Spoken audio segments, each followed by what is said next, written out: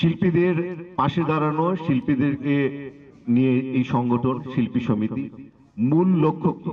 মূল লক্ষ্য হচ্ছে গিয়ে শিল্প এবং শিল্পীকে ভালোবাসা।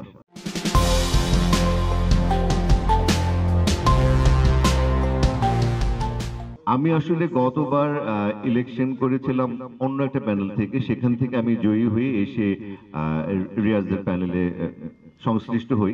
সেখানে প্রথম থেকে একটা প্রবলেম ছিল যে মানসিকতার একটা বৈষম্য ছিল, সমমনা ছিলাম না আমরা সবাই।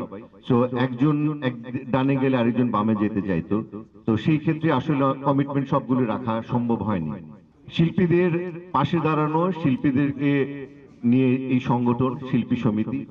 মূল লক্ষ্য কি? মূল লক্ষ্য হচ্ছে গিয়ে শিল্প এবং শিল্পীকে ভালোবাসা, ভালোবেসে তাদের দাবি দাওয়াগুলিকে পূরণ করার চেষ্টা করা। আমরা আজকে অনেকগুলো ইশতেহার নিয়ে এখানে এসেছি, এগুলো আমাদের স্বপ্ন।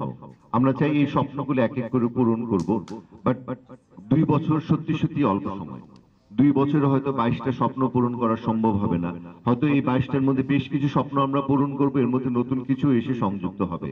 আজকে আমাদের একটা বড় স্বপ্ন পূরণ হয়েছে যে আমরা আমাদের বড় ভাইকে আমার আর রিয়াজের মাঝে পেয়েছি। সো এটা একটা অনেক বড় পাওয়ার, ইটস এ ভেরি স্ট্রেংথ। আমার কাছে মনে হয়েছে যে আমরা গত বেশ কিছু নির্বাচনে ইশতেহার দিয়ে যত না পরিবর্তন এনেছি, এবার আমাদের সভাপতি পদে আমরা কাঞ্চন ভাইকে এনে অনেক বড় পরিবর্তনের একটা প্রচেষ্টা করছি। এবং পরিবর্তন আর পরিবর্ধন প্রয়োজন, সেজন্যই কিন্তু এই কাঞ্চন নিপুণ পরিষদ, এবং এই পরিষদকে আমরা সাপোর্ট করেছি। আমরা কথা দিয়েছিলাম, আমি রিয়াজ সহ আমরা বাকি সবাই, বাকি 21 জন, যে আমরা কাঞ্চন ভাইয়ের সঙ্গে থাকবো। তো আমরা আছি, আর মাত্র 2 দিন বাকি। তো আমি চাইবো যে আপনারা যত বেশি পজিটিভ সুন্দর কথা দিয়ে মানুষের কাছে আমাদের এই আমাদের ইচ্ছাগুলোকে, আমাদের চাওয়া পাওয়াগুলিকে পৌঁছে দিবেন, তত বেশি আমরা সফলতার দিকে এগিয়ে যাব। এবং এবার আমাদের সফল হওয়াটা মানে শুধু আমাদের জয় হবে না, এটা সকলের জয় হবে।